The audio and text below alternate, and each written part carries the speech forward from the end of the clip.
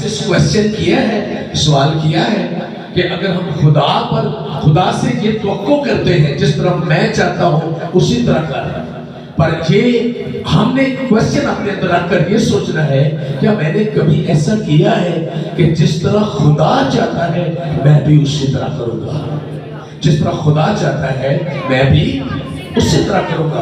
किसी बेटे को बाप उस वक्त वो सारी शफकत कुदरत वो जो कुछ उसके पास इख्तियार या फुर्सत होते हैं, कोई बाप उस वक्त अपने बेटे को देता है जब वो उसकी मर्जी के मुताबिक वो करता है।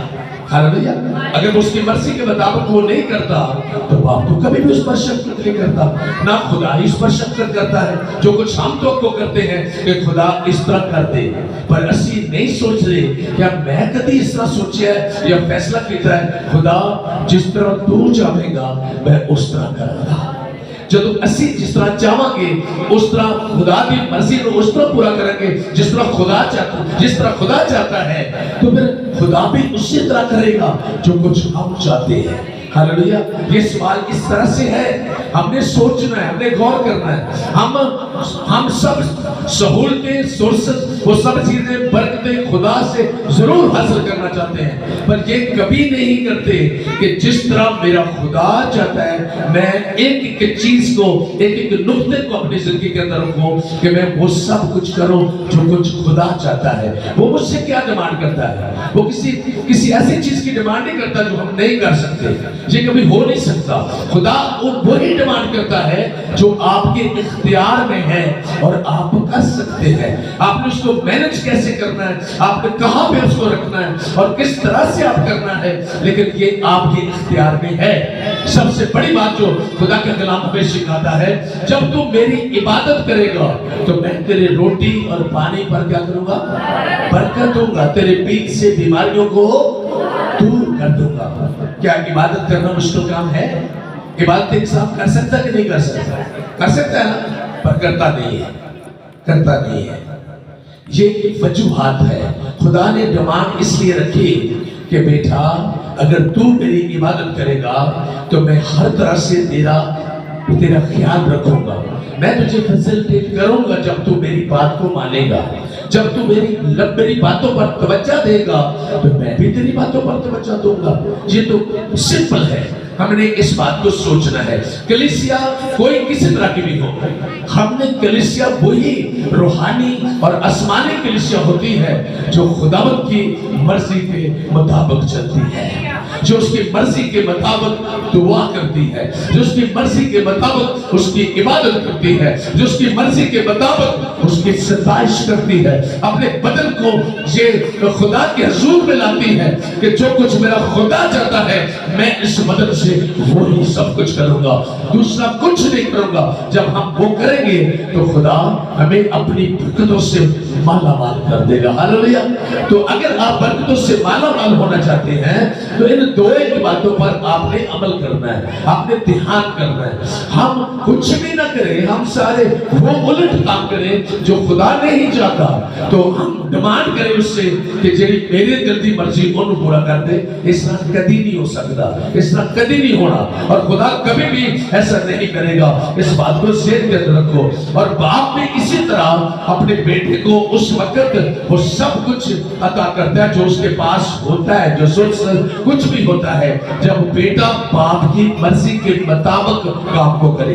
अगर बेटा बाप की मर्जी के मुताबिक काम नहीं करता, कुछ नहीं करता, जो कुछ बाप चाहता है वो उसके दिल को, उसकी सोच को अंडरस्टैंड नहीं करता, तो फिर बाप भी उसी तरह उसके लिए कुछ नहीं करता। वो समझता है कि ये नालायक है, ये बेवफा है और इसको समझ नहीं है, इसको अकल नहीं है, इसको किसी तरह की हिकमत नहीं है, और इस वजह से इसको ये जिम्मेदारी सौंपना, ये काम करना बहुत मुश्किल है, और ये मेरे लिए दुश्वार है, मैं ऐसा कर नहीं सकता कभी भी। तो कलाम मुक़द्दस में हमने ये सीख लिया है, और आगे कलाम मुक़द्दस में 18वें आयत में चलते हैं, क्योंकि मेरी दानिश में इस जमाना के दुख दर्द इस लायक नहीं कि उस जलाल के मुकाबल हो सके जो हम पर ज़ाहिर होने वाला है।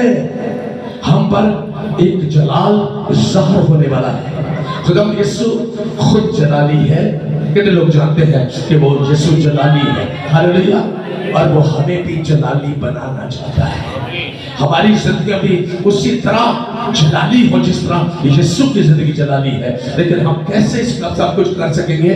جو کچھ یسوع چاہتا ہے ہم وہ کریں گے, اس کی پیروی کریں گے, اس کے پیچھے چلیں گے. جو کچھ وہ کہتا ہے, جو وہ حکم دیتا ہے, تو وہ ہم سب کریں گے. تو ہم بھی اسی طرح اس جلال میں, آئندہ زندگی میں ملنے والا جلال.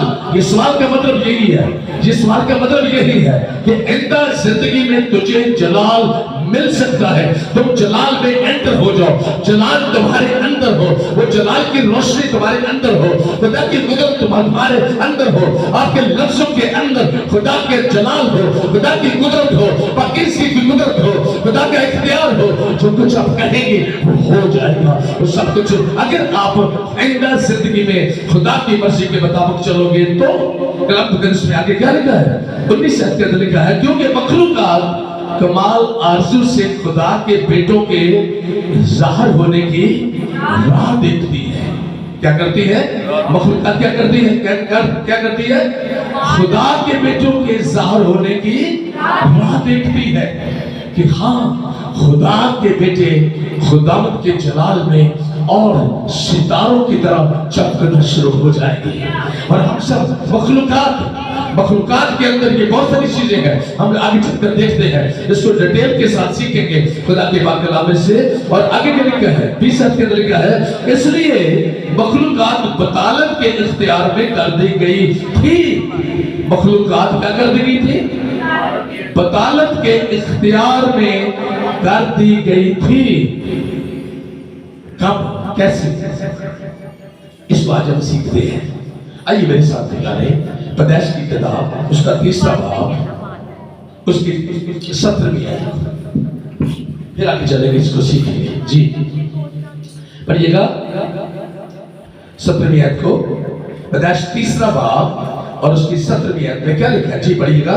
اور آدم سے اس نے کہا, خدا نے آدم سے کہا, چونکہ تو نے اپنی بیوی کی بات مانی اور اس درخت کا پھل کھایا جس کی بابت میں نے تجھے حکم دیا تھا کہ اسے نہ کھانا. آگے کیا لکھا ہے؟ اس لیے زمین تیرے سبب سے لانتی ہوئی مشقت کے ساتھ تو اپنی عمر بھر اس کی پیداوار کھائے گا. دنیا کیسے بدالت میں آئی؟ جب اس نے خدا کے حکم کو توڑ دیا. اس نے اپنی بیوی کی بات مانی.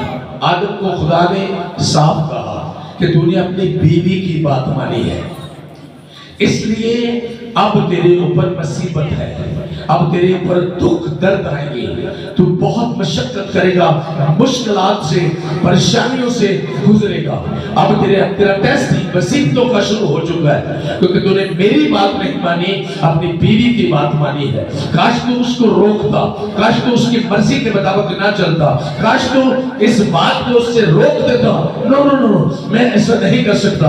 یہ اسی درخت کا پھل ہے نا جس کا مطلب میرے خدا نے منع کیا ہے, میں ایسا نہیں کر سکتا. لیکن چونکہ تو نے اپنی بیوی کی بات مانی ہے, اس لیے تجھے اب دکھ اٹھانے پڑیں گے, اب تجھے مصیبتیں اٹھانی پڑیں گی, اس لیے تجھے اس پروسیس میں سے گزرنا پڑے گا, کیونکہ تو نے میری بات کو نہیں مانا. تجھے یہ سب کچھ کرنا پڑے گا, یہ سب مصیبتیں تجھے اٹھانی پڑیں گی. اور یہ سب کچھ اس وقت سے بطالت کے اندر, یعنی کیا ہوا کہ تو نے جھوٹی بات کو مان لیا, تو نے جھوٹ کو سچ سمجھا. جو ابلیس نے اس کو کہا تھا یہ پھل تو اگر کھا لے گی تو تیرا خامد بھی کھا لے گا تو تمہاری آنکھیں کھل جائے گی, تم خدا کے برابر ہو جاؤ گے, تم اس کی پہچان میں اس کے برابر تم ہو جاؤ گے, تم ایسا ہو جائے گا. جھوٹ بطالت کے تابع کر دیے گئے, وہ بطالت کے تابع ہو گئے. اس نے خدا کی حکم تو توڑ دیا لیکن بطالت کے تابع ہو گئے. اس لیے خدا نے کہا کہ تو نے اپنی بیوی کی بات مانی ہے اور تو بطالت اور جھوٹ پر تو نے اس مدت پھیر دیا ہے, اور اب تیرے لیے مصیبت ہے, اب تیرے لیے دکھ ہے, کیونکہ تو نے میری بات کو اپنے ذہن میں نہیں رکھا. تو اس لیے تجھے یہ سب کچھ اٹھانا پڑے گا. آئیے پترس کا پہلا خط میرے ساتھ نکالیے, اس کا 4